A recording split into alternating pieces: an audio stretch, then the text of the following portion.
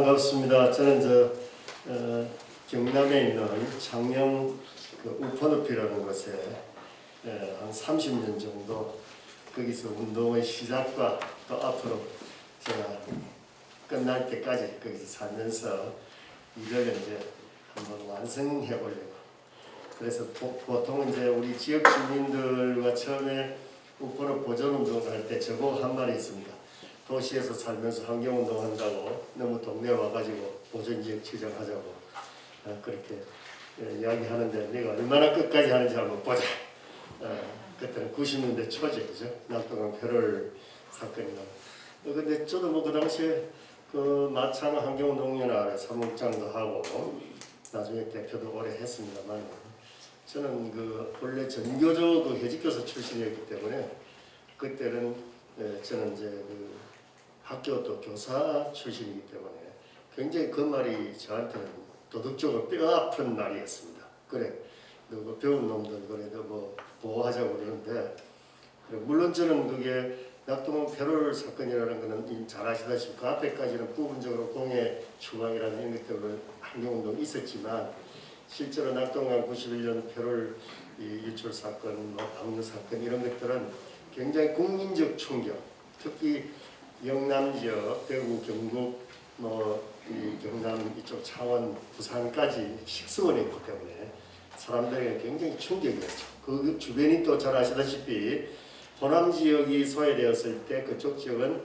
우리가 말하는 이제 박정희 표라고 그러죠.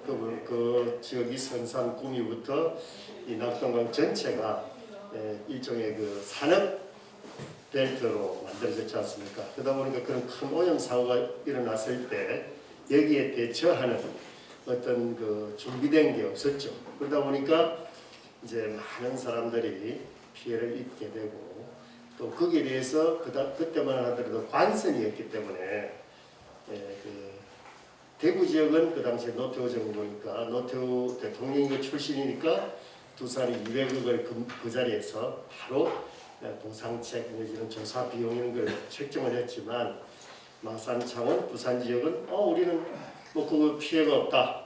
그 당시에는 학자들이나 또 뭐 의사들, 지역 연구자들이 많이 있었습니다만 그 부분에 대해서는 국가의 그 서슬푸른 그런 그거에 의해서 어떤 분들도 그 역학조사라든지 이런 것에 참가를 하진 않죠. 그건 일본의 우리 이점이나 저 일본의 이따이나 미나마타 이런 데서도 보면 특별한 한 분의 연구자들 아니면 의사가 시작을 해서 나중에 그걸 사회시켜 냅니다. 마찬가지로 마산 창원 지역이 유독 이런 그 낙동강 이 문제에 좀 집착했던 것은 지역이 그 노동운동이라든지 이런 사회운동이 굉장히 치열했기 때문에 어떻게 보면 요즘 말하면 유유인력이 많았던 겁니다.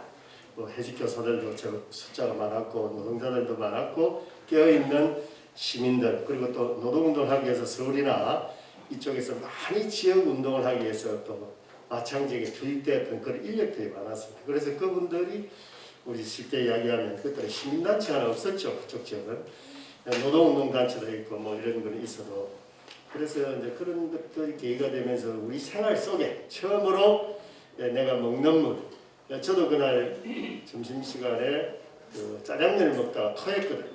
그러니까 짜장면 하나 사 먹다가 그게 뭐냐면 그 물이 폐롤에 노출된 음식이었는데 뭐 그걸 이제 먹는 순간에 시민들이 피해가 오고 돌잔치 제사 그 다음에 다방마다 그때만 해도 뭐 합니까 그 금붕어 같은 게 길르잖아요.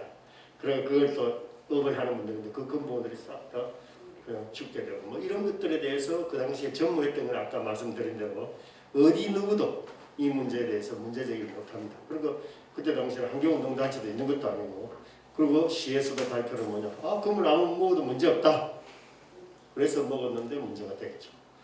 그러자 그게 어디로 가느냐 그때만 해도 우리가 지금 또 이름을 하나 선언을 합니다만 김수환 추경이 살았을 당시에도 그런 분들의 그 양심적이고 또 사회 전반적인 가치를 높이는데 굉장히 기여를 했잖아요. 그러니까 가톨릭이 중심이 돼가지고 시민들이 거기다가 계속 자기들 피해본 사례를 이제 고발하는 거죠. 그 당시에 그 가톨릭 여성회관이라고 한 여성 그 관장님이 그 사례를 200건쯤 모아가지고 네, 저 같은 사람들, 해직 교사들이나 뭐 지역에 이 사회운동하는 사람들 좀 불러가지고 차 한잔 하자고 해놓고 자, 우리 이 문제 푸는데 당신들 도움이 필요하다. 뭐 저도 그 당시 정교조 경남지구에 사무국장이라는 직책을 가지고 있음에도 불구하고 거기 가서 그 호소에 어떻게 보면 개인적으로 동조를 했지만 나중에 이제 조직 결정을 통해서 이제 그런 문제를 해결하기 위해서 우리가 모여가지고 고민했던, 어떻게 보면 지금 보면 제야단체의 협업이죠, 그죠? 다 모여가지고. 그리고 제가 그때 그 산부인과 의사라든지 이런 데 찾아가서 지금 유난히 지금 뭐 발표 같은 거는 큰 발표는 안 나와도 그 당시에 유산이 좀 심하다, 대구 지역이나 이쪽 지역에 뭐 이런 것들부터 찾아가서 문의를 하고 했는데, 결국 그 중에 한 분은 나중에 그 산부인과에서 시민단체 또 공동의장을 맡기도 합니다만, 근데 그런 과정들 그 속에서 이제 30년이 지난 지금 이제 단어를 제가 이런 단어를 하나 넣었습니다. 경제라는 말. 낙동강에 그 당시에 폐롤이 유출되고 난 뒤에 많은 강 배후에 한 100개 정도의 일제시대 때 그 기록 조사에 하면 100개 정도의 습지가 있었습니다. 지금 뭐 우포늪이라든지 주남저수지라든지 언론에 많이 노출되는. 근데 이 습지들이 결국은 경제개발이라는 미명하에 배후에 있던 많은 습지들이 거의 다 공장부지가 되거나 또 이렇게 농경지가 되거나 다른 용도로 쓰여지고 실제로 살아남은 것은 몇 개가 되지도 않았는데, 그나마 그런 것들이라도 있었으면 또 나중에 그런 그 공장에서 오염물질이 나오거나 하면 이런 늪지나 이런 것들이 우리 갯벌도 똑같잖아요.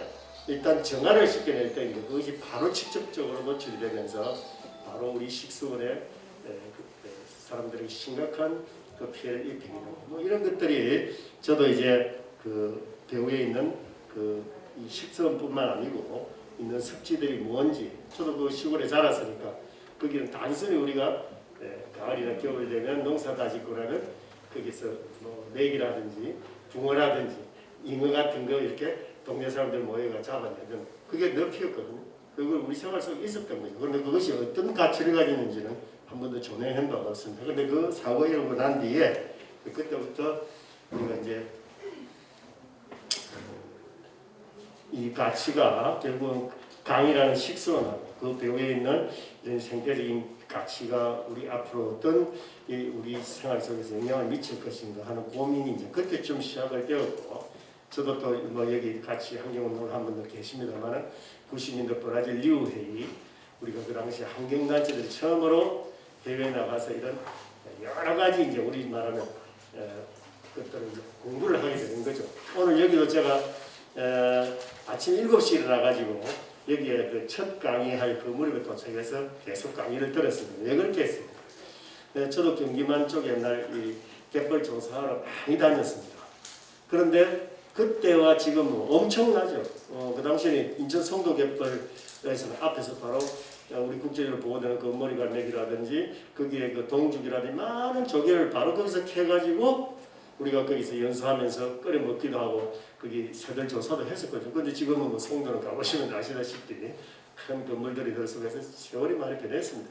저는 그것을 지금 현재 변화된 세월, 변화된 현재 그 상태를 그럼 우리가 뭐 비난만 하고 욕만 해서 뭐 될 건 아니고, 우리가 이명박 대통령 시절 때 자기들이 400강을 했고 또 우리 김대중 시절 때도 대통령 시절 때도 새만금을 했고, 지금 또 최근에 지금 우리 영남 지역에는 김해 신공항을 다른 방식으로 얼숙도라든지 가덕도 쪽으로 좀 옮길 거라고 이렇게 이야기를. 그러니까 각 정부마다 어떤 정부든 그것이 진보 정부든 뭐 보수 정부든 간에 개발 사업에 대해서는 다 한 개씩 뭔가를 계속 터뜨리고 나갑니다. 그럼 이건 결국 국민들의 어떤 의식과 이런 힘에 의해서 그것이 제어되는 것이지, 결국은 어떤 정부가 되기 때문에 환경을 그들 스스로가 뭔가를 개선해 나간다 하는 것은 저는 그렇게 믿지는 않습니다. 한 30년 동안 이 시민운동을 하면서 결국 우리 힘으로 이거를 아젠다를 만들고 결국은 데이터를 만들고 그렇게. 근데 그게 지금까지 안 된 이유는 저는 딱 한 가지가 있다고 봅니다. 연구자들, 그 다음에 시민사회, 그 다음에 정책 결정하는 공무원들, 그 다음에 이 정치인들 간에 사실은 연대, 토론 이런 문화가 아직까지는 우리가 없었다고 봅니다. 그래서 이제 제가 이번 정부 때도 사실은 우리는 김경수 지사가 경남지사로 왔을 때 저는 굉장히 기대를 했죠. 그래서 이 제안서를 내야 되니까. 그래서 그때 2018년도에 제안서를 제가 만드는 거예요. 근데 그것이 또 김 지사 잘 알다시피 또 감옥하고 뭐 이러다 보니까 또 부지사가 있으니까 흔들리고 그러다가 이제 최근에야 겨우 이제 경상남도가 정식으로 TF를 꾸려서 우리 민간이 제안한 거죠. NGO들이 제안한 것을 이제 받아서 다시 프로젝트를 뭐 그린 뉴딜이 되든 아니면 향후 또 이것이 자기 정부로 넘어가든지 간에 우리는 우리 나름대로 지금 이런 아이디어를 이제 제공을 하고 지금 TF를 꾸려서 계속 회의를 합니다만 이것이 이제 또 어떻게 결론이 날지는 모릅니다. 그러나 그것은 결국은 새로운 이런 아젠다 과제에 조금 전에 이야기했던 이제는 그런 많은 사람들이 협업한 이런 체제로 돌입하지 않으면 안 된다. 그래서 저는 이제 여기서 결론적으로 좀 먼저 이야기하면 이제 현재 정부까지는 어쨌든 아직까지도 뭐 그린 뉴딜 이렇게 이야기를 하지만 실제 들여다보면 에너지 문제는 많이 지금 정부가 투자를 하지만 실제 그동안에 많이 해소되었거나 잘 보존된 이런 우리가 그 보존 지역 같은 것을 어떻게 하면 다시 잘 회복해서 지금 4대강도 하나 식수원 4대강 지금 이제 서문 여는 것도 지금 사실은 거의 지금 NGO로서 불만을 많이 가지고 있죠.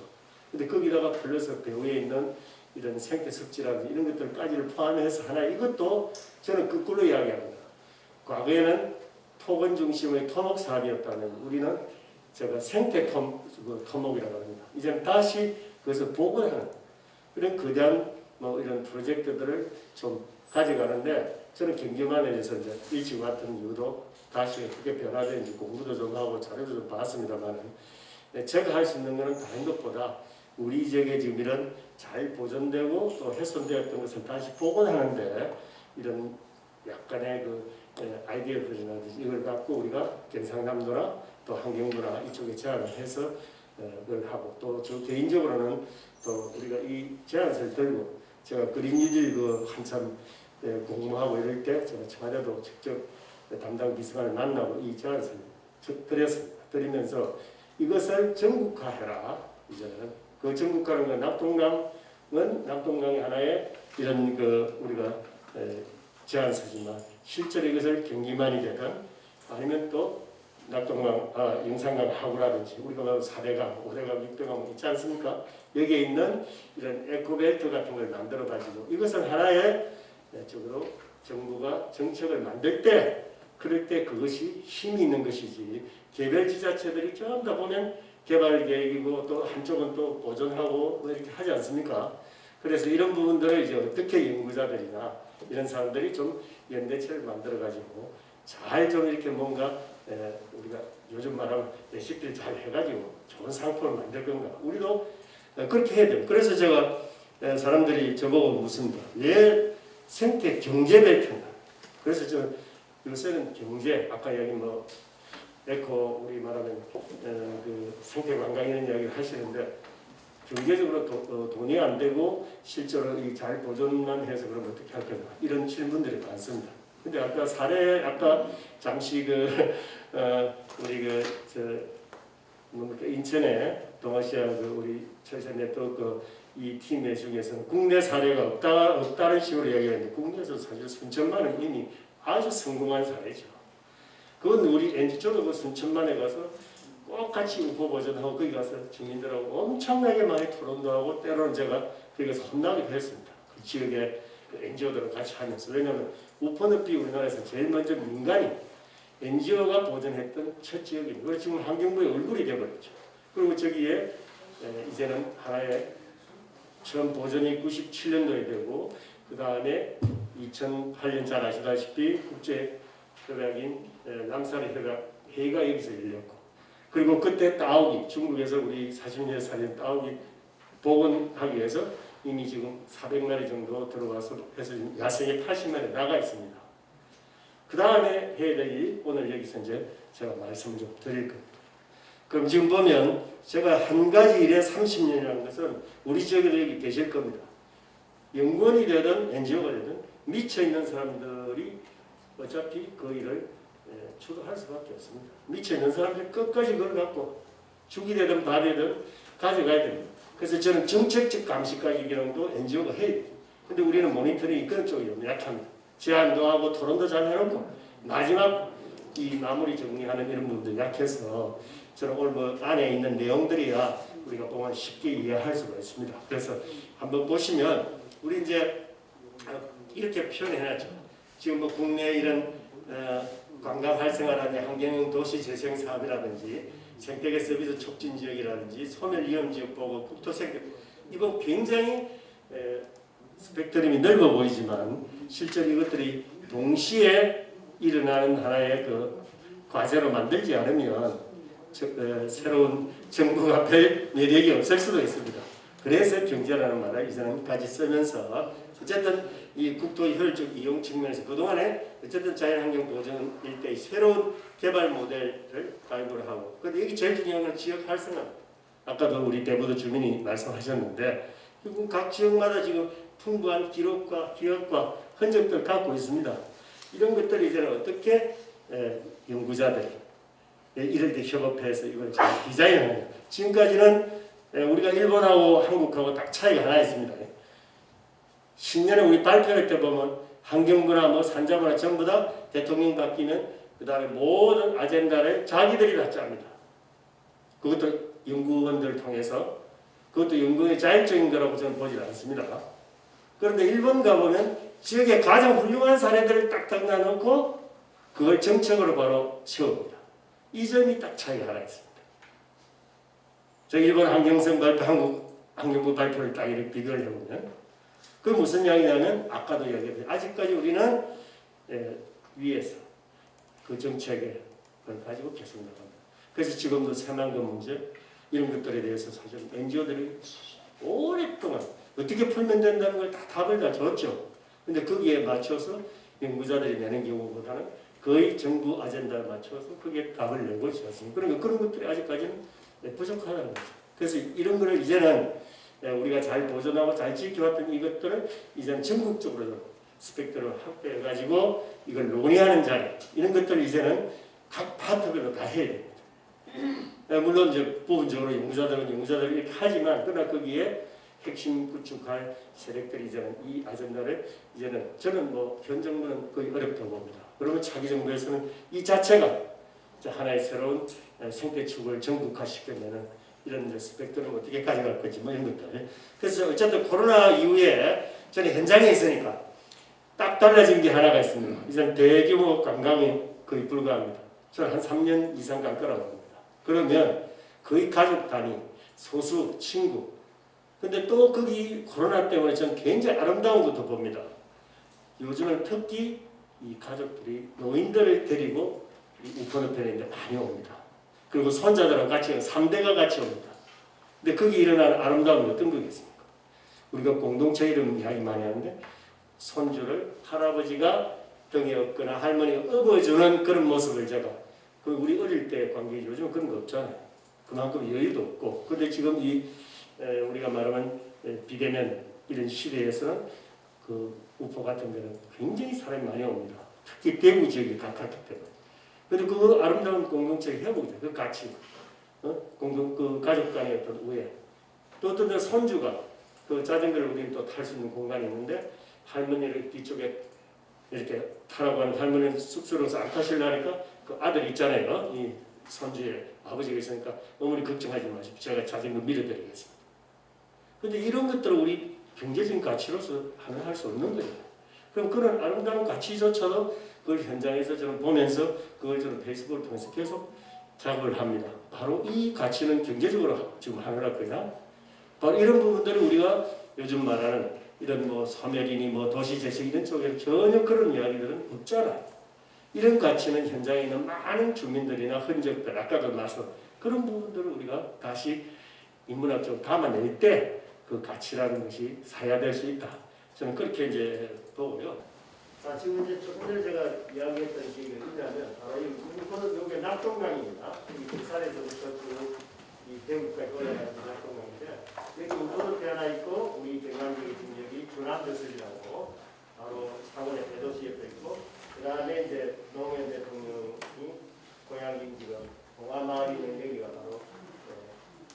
포천입니다. 여기 세 개가 지금 이제 국가보호지역이고 국제적 보호된 지역이 두 개가 있고 여기는 도시 근처라서 아직까지 NGO와 주민들 간의 갈등이 많이 있습니다. 근데 이것도 지금은 상당히 많이 진척이 되어서 회복이 되어서 이게 뭐냐면 한 우리 경남 지역만 지금 이야기하는 건데 낙동강 같은 이런 보호지역이 이런 것들을 이제는 우리가 단순히 보호하고 보존하는 것이 아니라 이제 아까 제가 앞에 이야기했던 이쪽 주변의 농촌과 자연환경 간의 좀 미안합니다. 이 바로 이 재생 프로그램들이 필요하죠. 다시 그러니까 농업 그 다음에 자연환경 이런 식으로 이제는 다시 다 만들어야 나가면 됩니다. 그런데 이런 프로젝트를 이제 사실은 연구원이나 이런 쪽에서 고민을 해야 되는데 이게 보면 언뜻 보면 크게 돈이 안 될 것 같거든요. 개발 사업이 아니잖아요. 그래서 이제 이걸 제가 도정연구원장이라든지 그 다음에 그 환경국이라든지 저는 직접 로비스트입니다. 이제는 오래 했기 때문에 가서 설명합니다. 제가 일일이 가서 설명하고 이것이 새로운 우리 먹거리다. 이 강변에 옛날 100개나 있었던 습지들은 지금 다 훼손되었고 남아있는 몇 개 이런 보호지였고 그리고 여기는 아까 얘기한 철새들이 지금 우리 여기에 엄청나게 지금 와 있습니다. 지금 노란불이 저새만 지금 54마리가 우포늪에 큰 기러기가 한 4,000마리 정도 지금 와 있어요. 그것도 큰 불이 큰 기러기는 우리 쪽에 특별히 많아. 그래서 이제 저는 무슨 얘기를 하고 싶냐면 이렇게 잘 보존되거나 또 사대강으로 해서 주변에 모래톱들이 많이 훼손된 곳이 있습니다. 이런 걸 다시 수질 개선이라든지 그다음에 생태 회복을 위해서 이제는 국가가 다시 여기에 어떤 거린 유리의 정책으로서 이렇게 투자하는 방식으로 이렇게 가면 되는데 이것은 현 정부 못하면 또 자기 그렇게 하겠다는 사람에게 이런 아젠다를 우리가 과제를 제시하는 것. 근데 이것이 경기만이 있을 것이고 또 좀 잘 아시다시피 섬진강이나 이쪽에 이번에 큰 홍수가 나서는 거기도 마찬가지입니다. 그게 아름다운 모래톱과 잘 보존된 습지들이 많이 있습니다. 이런 것들을 우리는 전국적으로 생태축을 만들면서 여기에 생태관광이라든지 농촌과 소위 그 자연 잘 발달된 것의 재생 모델 이런 것들을 이제 많은 연구자들이 계시니까 이제 그걸 이제 우리가 만들어가면 될 거라고 봅니다. 자, 우리 습지 뭐 여기 현재 여건은 이런 겁니다. 그런데 실제로 이걸 잘 해줘야 되는데 연구자들이 왜냐하면 저희들이 현장에 있으니까 늘 보면 지금 우포늪도 굉장히 따오기도 복원하고 지금 여기에 환경부가 엄청나게 돈을 많이 됩니다. 그런데 문제는 뭐냐면 여기 현재 지금 우리가 아직은 벼보다는 마늘이나 양파가 굉장히 가격이 높습니다. 한 3배 정도 소득을 얻거든요. 그리고 이분들에게는 당연히 마늘, 양파 때문에 여기에 서식지를 확대하고 이런 야생동물을 보호하는데 어려움들이 있지 않겠습니까? 그럼 이거 해결하는데 어떻게 할 것인지. 사실 이런 부분들에 대한 연구들이 돼야 될 거 아니에요. 그 다음에 이제 예를 들어서 하포천 지금 뭐 우리 노무현 대통령 그 마을이 굉장히 사람들이 많아요. 대부분 낮에 가기 때문에 잘 모릅니다. 그런데 실제로는 저녁 시간에 가면 여기는 대규모 축산단이기 때문에 이 마을에 들어가면 밤 되면 어떤 현상이 일어나겠습니까? 비가 오면. 그 축산 냄새 때문에 거기 그 봉화마을에 가면 연수원이 많이 있습니다. 많이 오는데 밤에 문 열고 나가면 별보러 나가는데 거기 뭡니까? 축산과 이런 데. 그럼 이게 지금 축산 문제는 해결해야 될 거 아닙니까? 그럼 이건 생태 축산으로 바꾸는 구체적으로 이런 작업들을 이제는 조남지 같으면 도농복합 지역이나 크게 도시화됐다. 소규모 공장 같은 사무실들이 굉장히 많다. 그럼 이걸 어떻게 또 에너지라든지 신재생 에너지 쪽으로 이렇게 바꿔줄까? 이런 연구를 좀 깊이 있게 좀 아까 우리가 해줬을 때 이제 여기에 어떻게 투입할 것인가. 이건 연구자들의 몫이에요. 저희들 NGO들 이제 평소에 느끼는 이제 문제점들 여기다 갖다 담아놓는 거죠. 근데 연구자들이 연구해 보면 이게 별로 없고 거의 아까 얘기하신 어떤 도시의 예를 들어서 이렇게 순천만 같은 경우는 여기 연구자들 좀 잘 아실 겁니다. 그러면 공무원들요 엄청난 트레이닝과 거기 안에 실제 연구자들 간에 서로 토론을 합니다. 그건 왜냐하면 순천시의 당시의 공무원과 시장의 결단이죠. 저도 경남에 있었지만 도지사 바뀔 때마다 일 안 됩니다. 저희 홍준표 지사 있을 때요. 그 람사르 생물다양성, 유엔 생물다양성 총회 유치 거의 다 해놨는데 지사가 그걸 안 합니다. 그럼 우리 경남의 특징이 그런 건데 남산은 총회 유치했고 산악가 했고 그 다음에 생물 다양성 총회 유치 다 해놨는데 인도까지 가가지고 지사가 그냥 관심이 없으니까 날아가고 그럼 그거는 지역 경제 가치로 따지면 이런 생태적인 쪽으로 해서 어마어마한 그걸 뺐거든요. 그 한국이 업그레이드 때 결국 거기 어디 갔습니까? 평창에 갔습니다. 평창은 뭐 할 때입니까? 지금 동계올림픽 해야 되는데 온 NGO들이 거기 가서 데모하고 난리인데 거기다가 생물다양성 총회를 유치를 했으니까 그게 무슨 국제적인 망신입니까? 그래서 지금 그거는 언론에서도 제대로 다루지도 않았습니다. 그래서 그런 것들이 바로 정치적인 행위를 해서 너무나 많은 그 특정한 사람에 의해서 바뀌어버리기 때문에 이제는 실제로 이걸 고민하는 사람들이 네트워크를 통해서 연대하고 조직적인 힘을 갖지 않으면 절대 그걸 지속적으로 할 수 없다. 뭐 이런 것 때문에 그렇게 지금 이제 말씀을 드렸고요.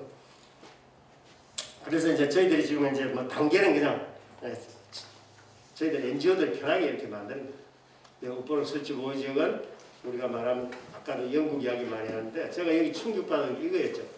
이게 언론에서 삼성이 뭘 하는 언론에 잘 받아 쓰잖아요. 그 북극곰 통키를 나이가 들어서 이제 영국 그 요코샤 자연공원으로 보내겠다. 이런 기사가 나왔는데 난리가 났죠 그때.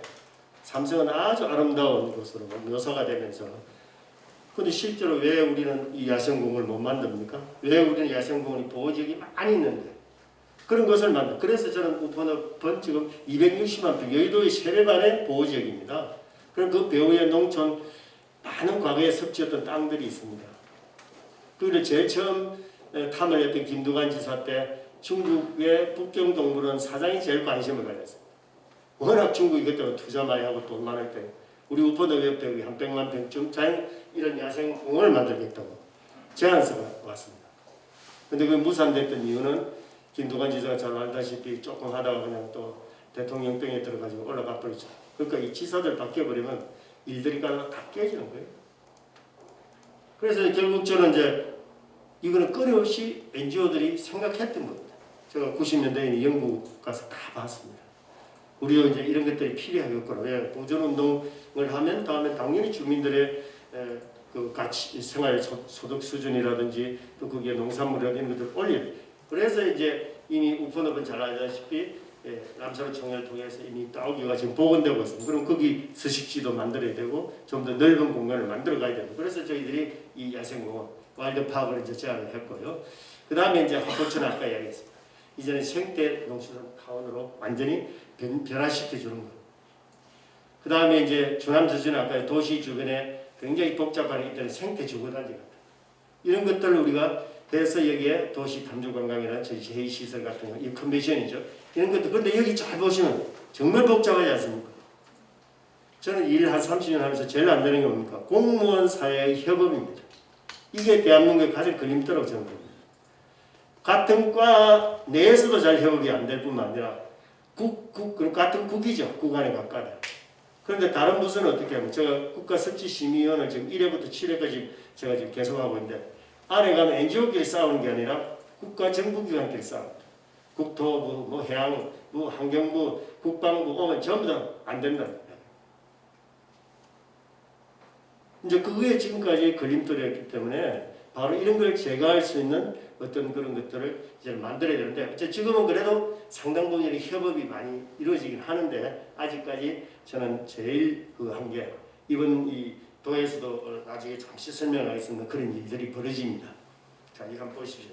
뭐 이거는 1910년대 우포늪입니다. 그럼 지금은 어떻게 되냐면 그 이쪽에 이런 땅들은 다 지금 농경지로 변했거든요. 뒤쪽에. 그래서 이런 것들 다시 이제 우리가 이런 지도를 보면 여기는 다행히 건물이 들어서거나 뭐 이런 게 없습니다.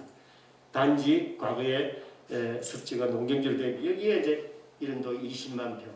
여기에 50만 평 이런 것들을 와일드라이프라든지 이런 걸 우리가 야생동물을 만들면 이제는 우리 일반 인들의 그 복지처럼 동물 복지가 자연스럽게 이런 좋은 배후에 만들어지면 그게 어린이라든지 학부모들은 이런 비대면 사회에서의 가족 간의 어떤 생태 관광 내지는 동물의 먹이도 주고 또 이런 교육적인 관광 이런 것도 동시에 이루어지는 거죠.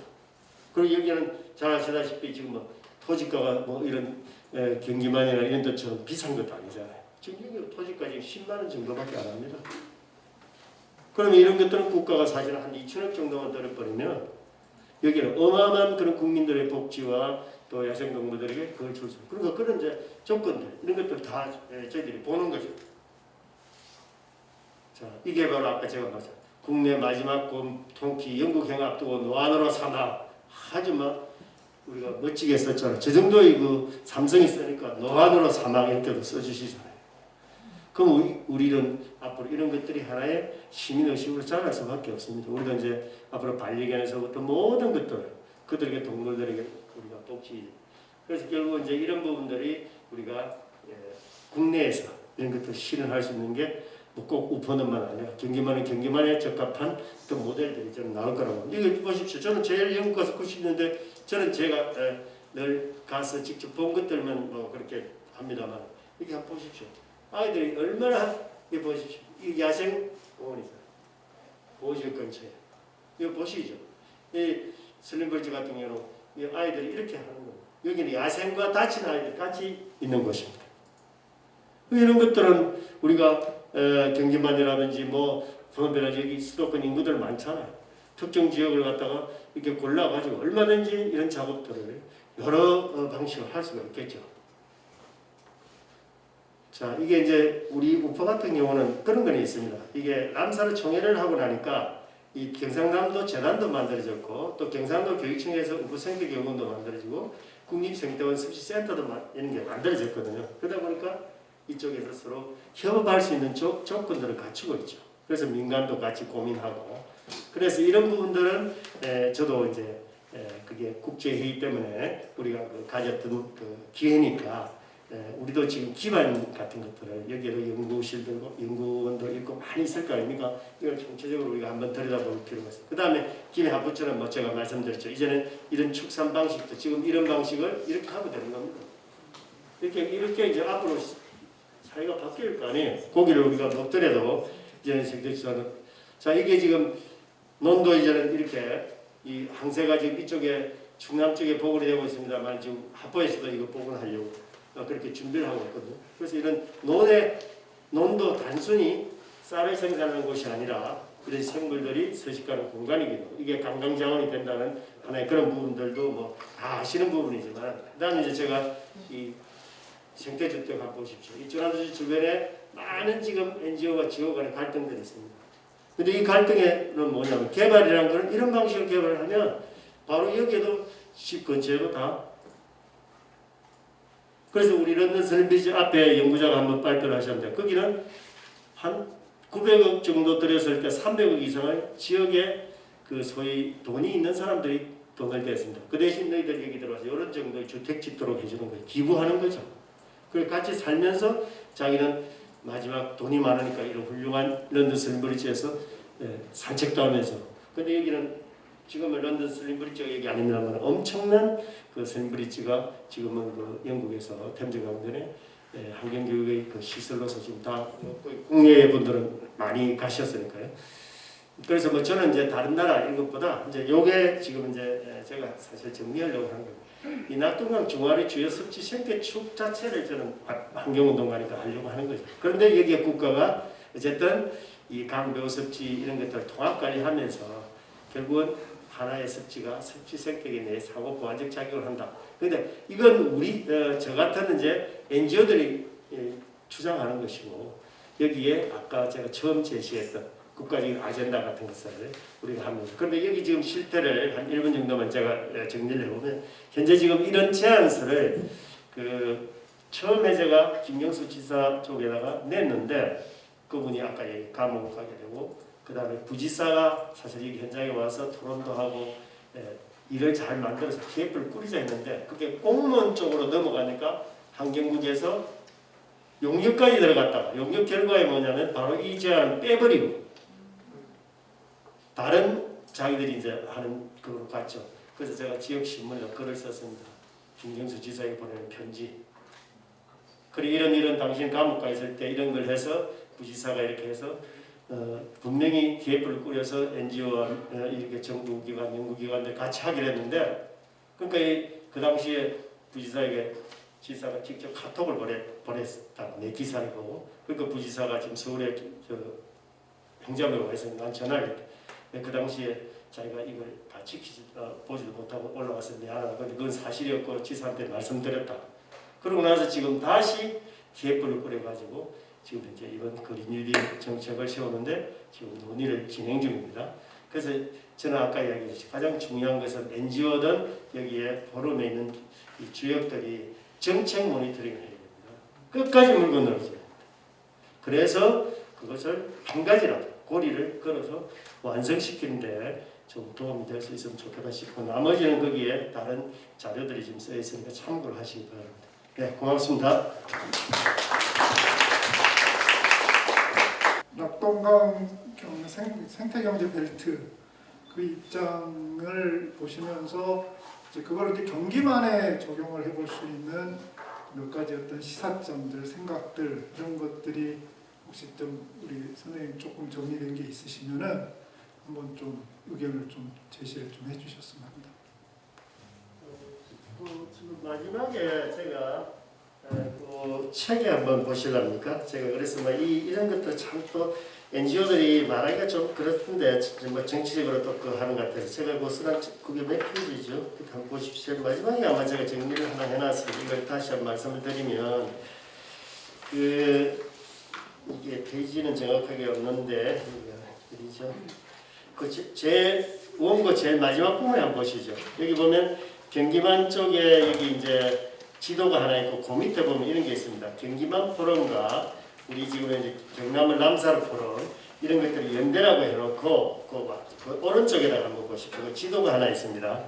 그 보면 한강 수도권 뭐 이렇게 쭉 도서 연안 생태축까지 그림이 하나 있는데 이것은 이미 국가가 상당 부분 이런 부분에 관심을 갖고 있습니다.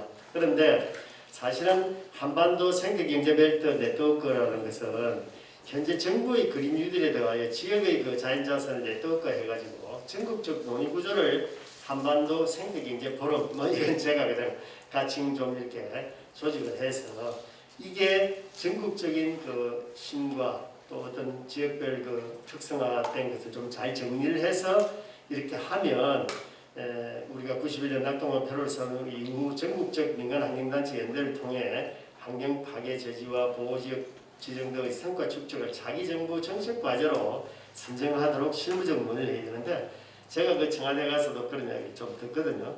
저는 뭐 이 정치적인 입장을 내지는 않습니다만 저도 개인적으로는 있지 않겠습니까? 근데 거기에는 대부분 이제 후배들이고 이래서 들어가서 하는 이야기를 해보면 결국 대통령이 정책 공약에 속하지 않으면 관심을 갖지 않는답니다. 자기들이. 이제 공약 하나하나 이행하는데 자기들 최선을 다하기 때문에 그렇다고 한다면 우리가 현재 지금 이런 미약한 힘들이 있다면 자기에는 최소한 어느 누가 되든 우리가 사람도 주고 정책도 줘야 된다. 저는 그런 결론이 있습니다. 그러면 전면적으로 이 일은 무슨 정당 일을 하기 위해서가 아니라 최소한 이 일을 해온 사람들이 지금 그 한 30년 세월이 흘렀으니까 이제는 이걸 조직화해서 그다음 정책과 그다음에 사람까지도 제안을 하면서 그다음에 공약 안에 적어도 뭔가 이용할 수 있는 그런 것까지 같이 고민하는 기회가 되기를 저는 그렇게 또 좀 젊은 분들이 좀 움직여 주시면 좋겠다. 뭐 그렇게 말씀드리겠습니다. 네, 또 다른 의견이나 질문 있으시면 네, 그러면 지금까지 발표해 주신 우리 이주민 박수수 선생님입니다.